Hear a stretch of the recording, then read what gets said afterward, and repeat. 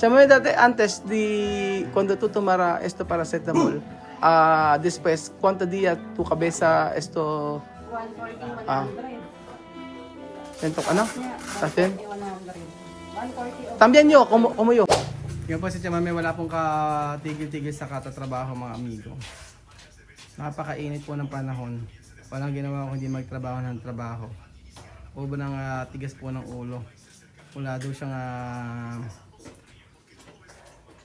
siyang gagawin at ayaw daw niya tumanga ng tumanga.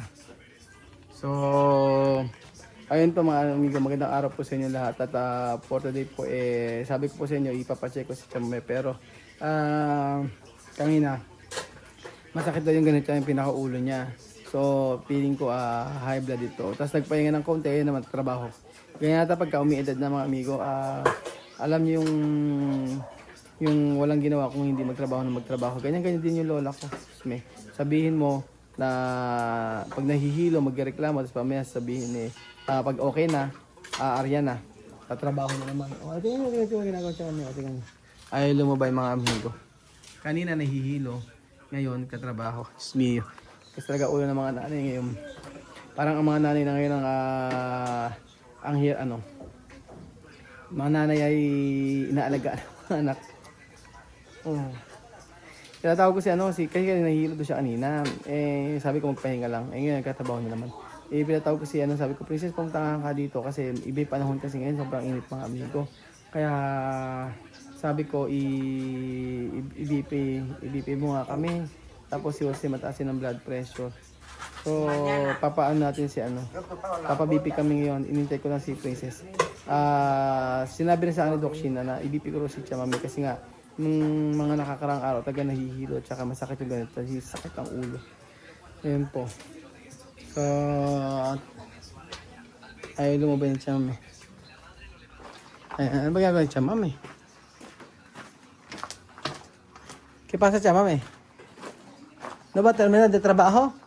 Diyos me! Ano gagawa niya? ¿Qué to cocina, Chamame? ¿Ha?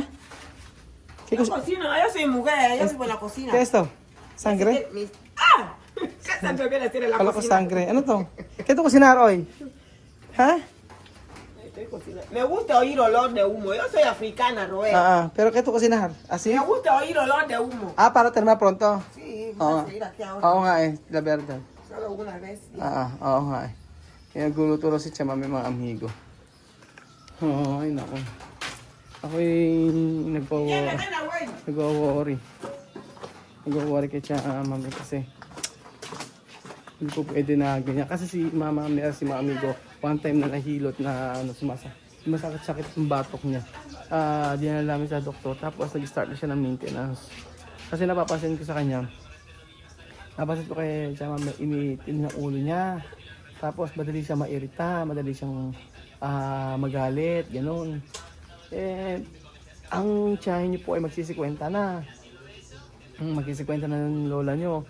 Kaya kahit na anong tago mo sa edad mo, talagang pagka umidad ka ng 50, 40 ka, maglalabasan na yung mga sakit-sakit Ayan.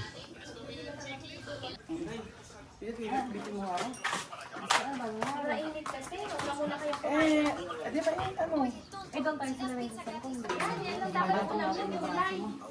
Para ma-relax. Relax ka pa. Dapat naka-relax ka. Hindi Chamame na ibigay ko si Chamame. Chamame lang, baby mo. Baby ka. Baka mabangga mo yan. Dito tayo. Hindi. Dito mo ako. Tumawa.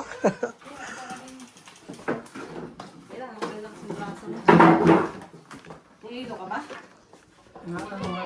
Hindi naman ako maano lang, maano pakiramdam ko. Sige, huwag mo naman sasalitaan. Yan, diretso mo naman. Si Chamame rin ibibigay. Sige.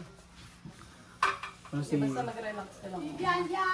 yan naman ibibigay mo si Chamame kasi may isang araw pa siya Lagi mainit to. isang ipa ulo. Ay, Bigla na, parang si Mama dati. Bigla na nagkagalit. Kailangan niya mag-relax ka lang.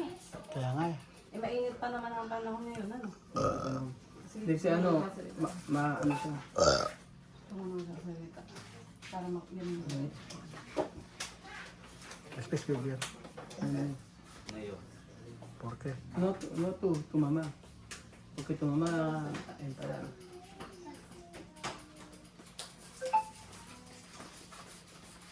Ibigay naman sa mama. Grabe, sa loob ng bahay, init. Cámara 50. 140 over 90. Taas pala. Meron ka na tubig, pahinga. Ayun yan. Hindi ano naman. Ginawa mo na. Hindi naman si Jose. Si Jose mataas yung sense niya. Oo. Kasi Matas ka dugo eh. Ha? Matas ako na. mataas ang dugo ni Jose. Ayun mga. O baka kinakabahan ka kapag ginawa. Hindi, oh, yan. Hindi, basta mag-relax ka. Alima, yamat to mama. Kaya sa kampo pa. Ay, gano'n? Sabi na na. Nako. Alima, yamat to mama. Kasi kinakabahan ka lang. Bibian, Kabahan ka. Bibian. Yamat to mama. Mama si Ami. Ya, ma. Ito ko sinarahi.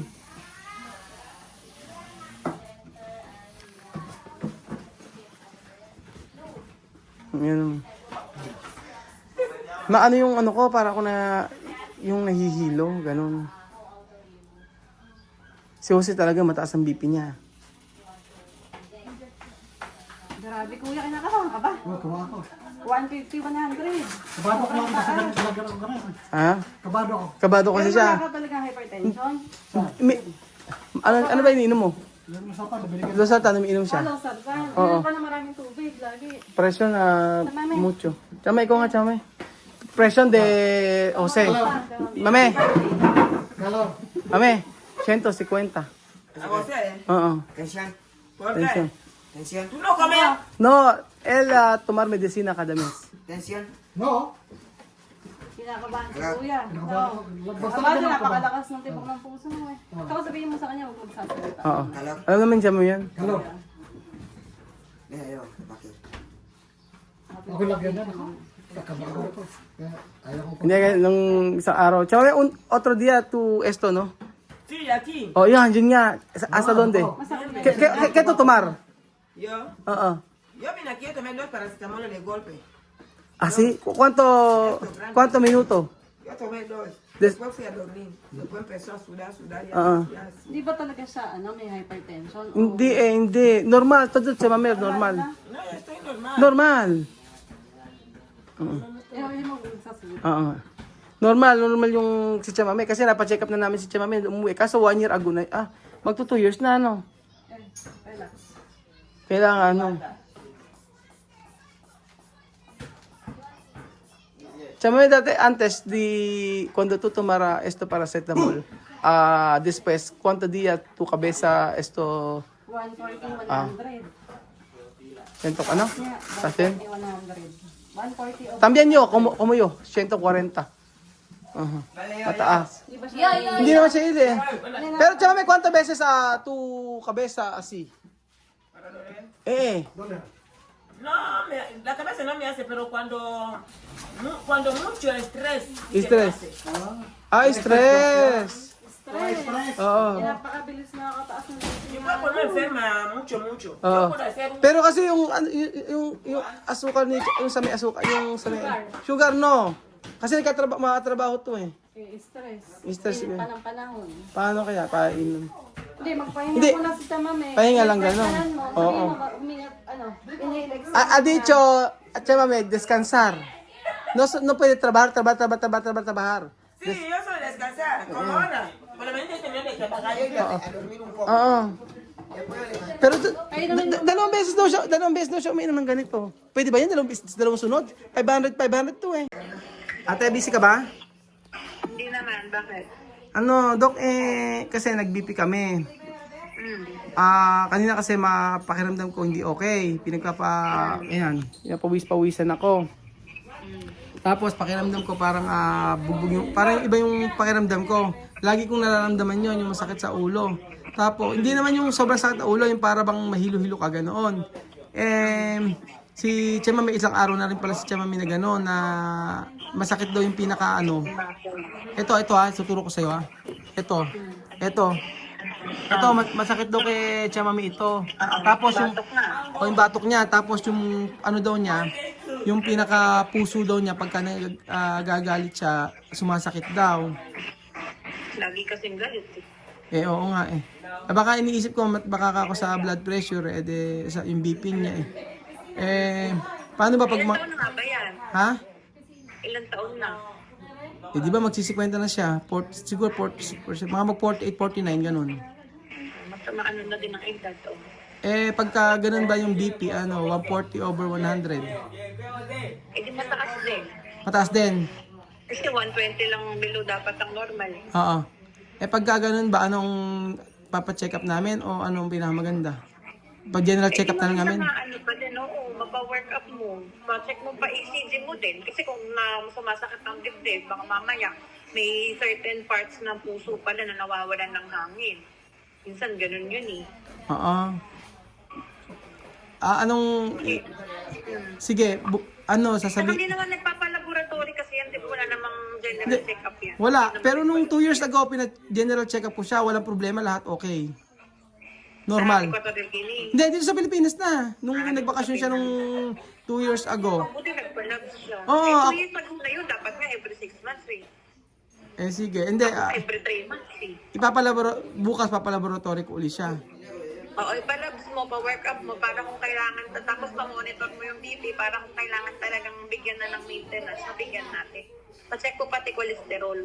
Ang cholesterol. Kasi may mga package yun eh. Paano ba? Kahit ano lang. Pagka nagpa-laboratory. Package. Pero usually naman pinapacheck doon kahit CBC. Urinaris, asukal, pacheck mo din. Mahilig yun sa soft drink. Oo nga eh. Baka mamaya, mataas na din pala asukal, hindi natin alam. Though active naman si Chamami at fit naman. Sabi Yun nga, matanda na din eh. Hindi ate, Ganyang edad, ang problema dito, kanina pakiramdam niya, tsaka nung isang araw. Hindi Tapos, ba siya nagalit bago sumama ang pakiramdam? ito makinig ka muna. Masama na talaga. Ganito nga, nung isang araw, pinireklamo niya nga yan, masakit daw yung batok niya. Ngayon, nagalit na naman siya kanina. Ngayon, nagpahinga ng saglit, tapos nagtrabaho na naman. Napakainit, napakatigas ang ulo. Napakainit pa naman din sa Mainit. Kaya nga hindi mo na siya magkakaroon, alam mo na maintenance, ganun ba? Check, muna siya. Hindi naman agad nagme-maintenance. Kailangan talaga mo-work up muna. Pati yung BP, kailangan regular na ma-check. Yung sa akin ba? Malaman natin kung tumataas talaga o baka mataas lang dahil galit, mataas lang dahil mainit ang panahon, ganyan. Sige. Kaya kailangan ma-monitor pa din ang BP. Pero yung 140, mataas talaga yun. Kasi dapat nasa below 120 lang. Kasi yung 120 nga, pre-hypertensive. Yung ang tanong ko, yung sa akin, i-monitor ko din. Baka sa sinasabihang mag-monitor ka ng BP, matigas lang ulo. Sige. Hindi, bukas sabihin ko sa kanya, mag-fasting kami, tapos magpa-check up na kami. Oo, mag-fasting kayo 10 hours para pati cholesterol, asukal, ma-check niyo. Sige. Ganun nga eh. Kasi kung sumasakit ang puso pati, kailangan ECG. ECG. So ECG ang sabihin ko. Pa-ECG mo, tapos send mo din sa akin yung tracing ng ECG para makita ko. Sige, papa-ECG ko na lang siya para at least sigurado. Kasi magpag-ECG na kayong lahat. Sige. Kasi wala pa kayong record sa akin ng ECG. Hindi pa kayo nagsisend ng ECG nyo sa akin. Sige, gano'n na lang. Sige, salamat. Salamat, pasensya na sa abala. Okay lang. Ayun po mga amigo, papa-ECG daw kami. Pakiramdam, yung pakiramdam ko din. Siguro baka sa init lang. Pero yung kay Chama, may nagwa-worry ako mga amigo kasi po, yung ilang beses na pagkasunod na masakit ang batok niya, parang hindi na normal yun. Kaya pinatawag ko na si Princess, sabi ko, total magkapa-BPR naman ako. Kaya i-BP ko na rin si Chama. So ayun po mga amigo, papahinga po muna kami. Thank you po sa panadamigin na to.